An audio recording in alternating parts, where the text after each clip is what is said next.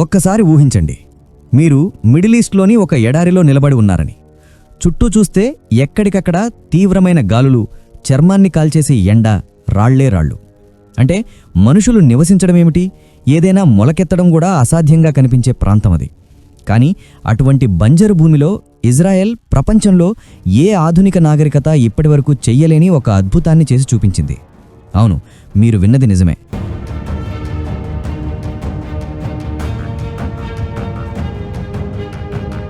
Israel ఎడారిని చీల్చుకుంటూ 12,000 కిలోమీటర్లకు మించిన పొడవుతో ఒక భారీ కాలువను నిర్మించింది. ఆ కాలువ ద్వారా సముద్రపు నీటిని ఎడారి మధ్యకు తీసుకెళ్లి ఆ ప్రాంతాన్ని పూర్తిగా మార్చేసింది. అది ఉప్పు నీటి కాలువ కాదు, పూర్తిగా స్వచ్ఛమైన తాగునీటి కాలువ. నమ్మండి, ఇది కేవలం ఇంజనీరింగ్ అద్భుతం మాత్రమే కాదు, ఇది ఎడారి నాగరికత ముందు తలవంచిన కథ.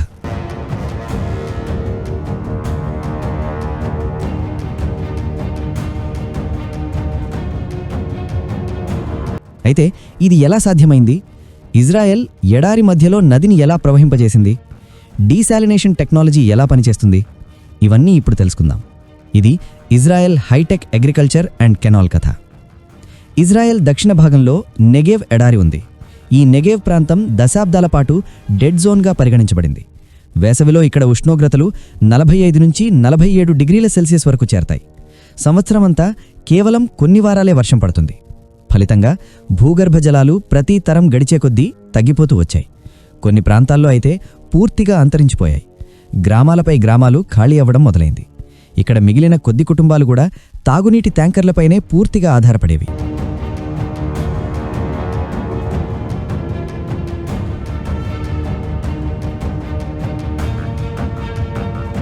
కానీ ఎడారికి కొద్ది కిలోమీటర్ల దూరంలోనే మెడిటరేనియన్ సముద్రం ఉంది. అది అంతులేని నీటి నిల్వ.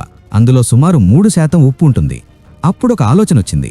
ఒకవైపు సముద్రం, మరోవైపు ఎడారి ఉంటే సముద్రపు నీటిని ఎడారికి తీసుకెళ్తే ఎలా ఉంటుంది?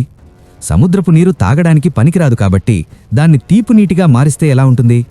ఈ ఆలోచన బయటకొచ్చినప్పుడు ప్రపంచం మొత్తం ఇజ్రాయెల్ను చూసి నవ్వింది. కానీ ఇజ్రాయెల్ ఎవ్వరి మాట వినలేదు. తన ఆలోచనను నిజం చేసింది. ఇది 2000 సంవత్సరంలో జరిగింది. ఇజ్రాయెల్ ప్రభుత్వానికి ఒక భారీ ప్రాజెక్ట్ ప్రతిపాదనొచ్చింది. ప్రభుత్వం వెంటనే ఆమోదం తెలిపింది. అంతేకాదు, ఈ ప్రాజెక్ట్ కోసం $3 బిలియన్ నిధులను విడుదల చేసింది.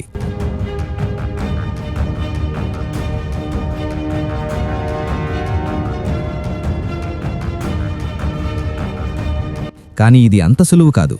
అసలు పెద్ద సమస్య ఎడారి ఇసుకే. ఎందుకంటే ఇసుక నీటికి అతిపెద్ద శత్రువు. ఎంత బలమైన కాలువ నిర్మించినా ఒక ఇసుక తుఫాను కొన్ని గంటల్లోనే మొత్తం వ్యవస్థను పూడ్చిపెట్టగలదు. అందుకే ఇసుకను నియంత్రించడమే పెద్ద సవాలుగా మారింది. ఇంజనీర్లు satellite imagery, ground penetrating radar ఉపయోగించి మొత్తం ఎడారిని స్కాన్ చేశారు. ఎక్కడ ఇసుక ఎక్కువగా కదులుతుందో గుర్తించి ఆ మార్గాలను తప్పించారు.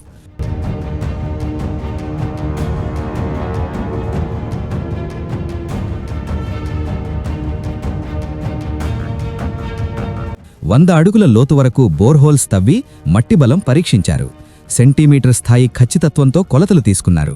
నెలల తరబడి బృందాలు ఎడారిలో టెంట్లు వేసుకుని తిరిగి చివరకు మ్యాపింగ్ పూర్తి చేశాయి. ఆ తర్వాత వందల సంఖ్యలో బుల్డోజర్లు రంగంలోకి దిగాయి. భారీ ఇసుక మడుగులను తొలగించారు. భూమిని సరిచేసి బలంగా తయారు చేశారు. ఇసుకపై నీటిని పిచికారీ చేయడం అనే వినూత్న పద్ధతిని ఉపయోగించారు. ఇసుక తడిగా ఉంటే కొంతకాలం స్థిరంగా ఉంటుంది. తర్వాత కంపాక్టర్ రోలర్లు నిరంతరం పనిచేసి ఇసుకను రాయిలాంటి గట్టి ఉపరితలంగా మార్చాయి. ఆపై బ్లూ ప్రింట్ సిద్ధమై ఆధునిక ఇంజనీరింగ్లో అతిపెద్ద నిర్మాణ యాత్ర ప్రారంభమైంది.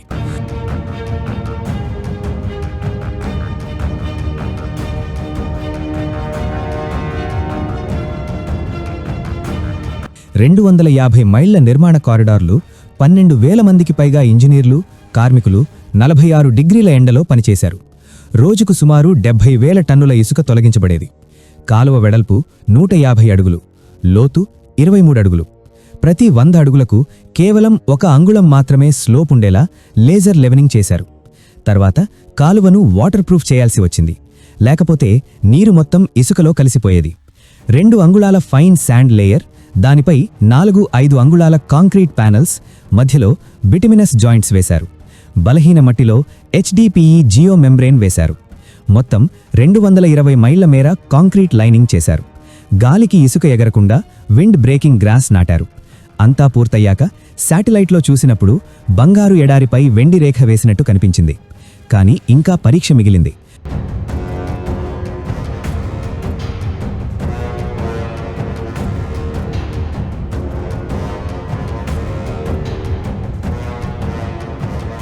పదిహేను సంవత్సరాల తర్వాత నీటిని విడిచారు. మొదట 500, తరువాత 2000, ఆపై 6000 క్యూబిక్ మీటర్లు.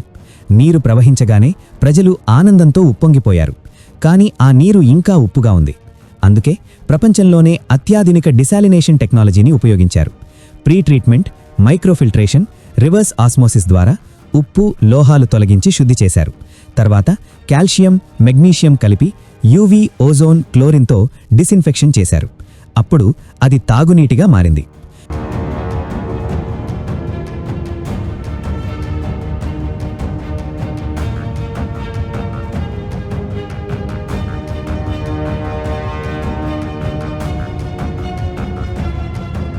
ఈ ప్రాజెక్ట్ ఎడారిలో ఒక హరిత విప్లవాన్ని తీసుకొచ్చింది.